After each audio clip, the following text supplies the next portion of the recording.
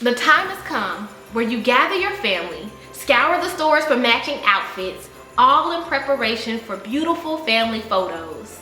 And while you know these memories will last a lifetime, the process to prepare is downright stressful. But no fear, that's why I'm here. I'm Jasmine Brown. I'm a mom, a blogger, and the wife to a photographer. So I know a little bit about family photos. If you stick around, I'll share a few tips that'll make sure your next family photo session is the best one yet. Let's get into it.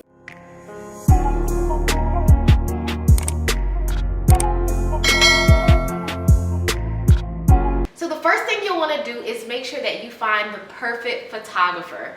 I know this sounds so simple, but it could be the biggest mistake you make. You want to make sure you find a photographer that aligns with your style and vision and aesthetic that you're looking for your photos. So for instance, you might be wanting to do something outdoors, in the woods, with more of a nature vibe, but then when you look at the photographer's work, you see that they do more so studio sessions. So that might not be the best fit, or it may, but it's something to consider when you're picking your photographer. Ultimately, you just want to find someone who has the right aesthetic and style and can bring your vision to life.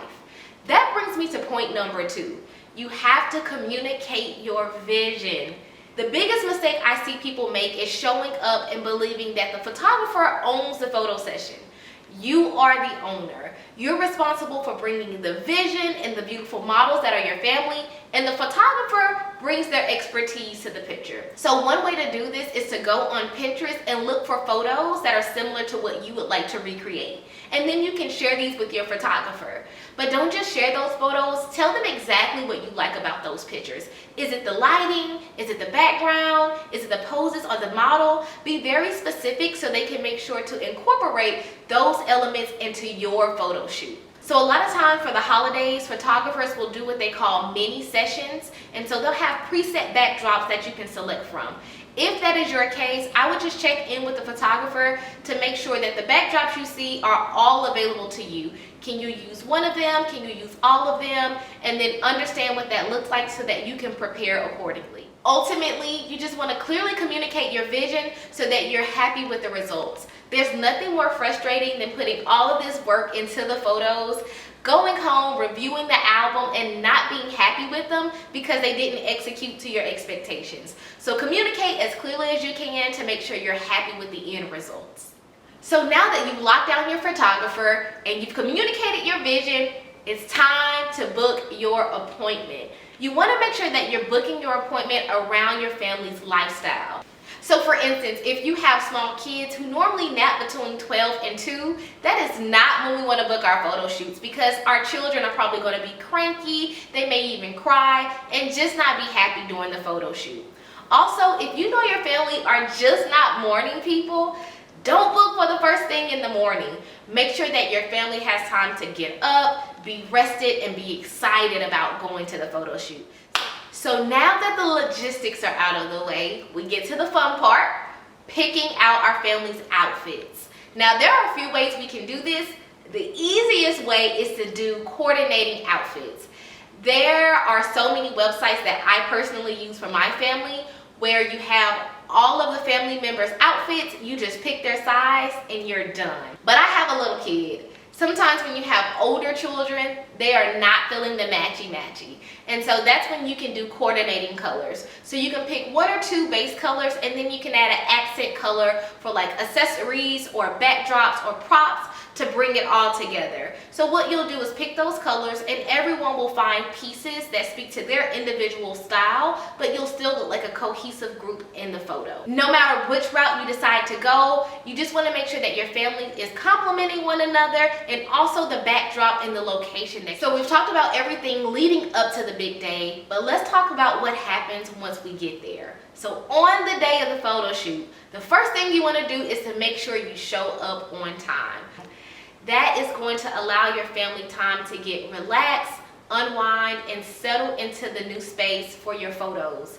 Photo sessions can be very intimidating, and we want to give our family time to get comfortable and acquainted with the photographer before we actually jump straight into it. Also, if you're getting your hair and makeup professionally done, I highly recommend doing that 3 hours prior to your planned photo session. This will make sure you have time for any unpredictable crazies that may come up on the big day. This is also a really good time to communicate your personal preferences. So when you're taking your photos at home, there are things that you typically take into account that you might want to also communicate with your photographer. So for instance, if you are taller than your spouse, but you don't want it to appear that way, you might let them know, hey, I want to be seated most of the time. Or this is my good side. I want most of my photos from that angle. For me personally, I have very thin hair in the front. One side is thinner than the other. So when I'm taking photos with my husband, I'm always like, hey, get my good side. Make sure you don't show my bald spot. Because if I go home and I look at those pictures and I see that bald spot, I'm not going to be happy. So be sure to communicate your personal preferences, but also be open to the photographer's professional expertise. That is why you're paying them. They've been doing this for a lot longer than you have. So if they ask you to pose or smile or move away that might feel unnatural and uncomfortable, just know that they have the best interest in mind, and they want to make sure that you get some shots that maybe you didn't think of. So while they're going to take into account the things that you like, also be open to their feedback and making sure they capture moments that you won't forget.